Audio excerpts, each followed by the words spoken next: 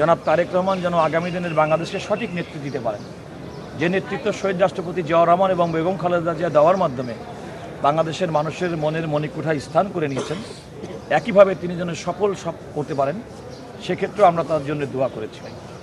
দ্বিতীয়ত, আইন কর্মকর্তা হিসেবে, রাষ্ট্রের আইন কর্মকর্তা হিসেবে এই সমস্ত ভালো কাজে আমরা যেন সহযোগিতা করতে পারি, আমরা যেন আমাদের দায়িত্বটা অত্যন্ত সততার সঙ্গে, নিষ্ঠার সঙ্গে পালন করতে পারি, সে ব্যাপারেও আমরা আল্লাহর রহমত কামনা করেছি।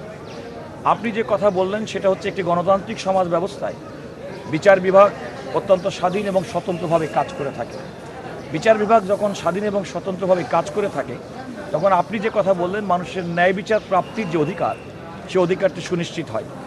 এবং আমরা তো মনে করি আমাদের বাংলাদেশের বিগত এই নির্বাচন 12 ফেব্রুয়ারি 2026-এর নির্বাচনের পূর্ববর্তী 3টো নির্বাচনের মাধ্যমে বাংলাদেশে গণতন্ত্রকে যেভাবে ধ্বংস করা হয়েছিল, এই নির্বাচনের মাধ্যমে বাংলাদেশে গণতন্ত্রের যাত্রা শুরু হয়েছে। এই গণতন্ত্রের যাত্রা শুরু হওয়ার পরিপ্রেক্ষিতে আমরা মনে করি যে বাংলাদেশের সুশাসন সুনিশ্চিত হবে, এবং যখন সুশাসন সুনিশ্চিত হবে সর্বক্ষেত্রে, তখন মানুষের মৌলিক অধিকার হিসেবে তার ন্যায় বিচার প্রাপ্তির যে অধিকার, সে অধিকারটা সুরক্ষিত হবে।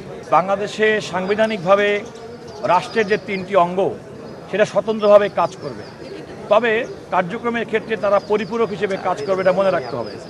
রাষ্ট্রের নির্বাহী বিভাগ, পার্লামেন্ট, সংসদ এবং বিচার বিভাগ, তারা স্বতন্ত্রভাবে কাজ করবে। যখনই স্বতন্ত্রভাবে কাজ করতে পারবে, তখন গণতন্ত্র পরিশীলিত হবে, গণতন্ত্র সুসংগত হবে।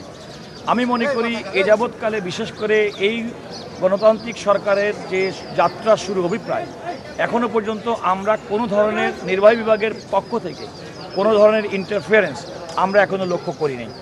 আমরা মনে করি যে বাংলাদেশের বিচার বিভাগ স্বাধীনভাবে বর্তমান অবস্থায় যে অবস্থায় আছে, আমরা সেভাবে স্বাধীনভাবে আগামী দিনে কাজ করে মানুষের ন্যায় বিচার প্রাপ্তির অধিকারটি সুনিশ্চিত করবে। আমাদের সংবিধানের বিধান মতে অন্তর্বর্তীকালীন সময়, অর্থাৎ যখন সংসদ না থাকে, সে সময় রাষ্ট্রপতি তার সাংবিধানিক অধিকার বলে আর্টিকেল 93 অনুযায়ী তিনি যে অধ্যাদেশ জারি করেন, সাংবিধানিক বাধ্যবাধকতা হিসেবে সংসদের প্রথম অধিবেশনে সে অধ্যাদেশগুলো উত্থাপন করতে হয়, এবং 30 দিনের মধ্যে সেই অধ্যাদেশগুলোর কার্যকর করার ক্ষেত্রে একটা বাধ্যবাধকতা আছে।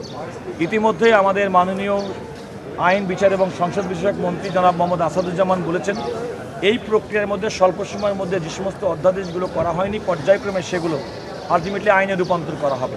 এবং সে আইনে রূপান্তর করলে আমি মনে করি অধ্যাদেশগুলো ধারাবাহিকতা রক্ষা করা, কিংবা এই অধ্যাদেশগুলোর মাধ্যমে যে উদ্দেশ্য করা হয়েছিল সেগুলো পূরণ করার ক্ষেত্রে কোনো বাধা হবে না।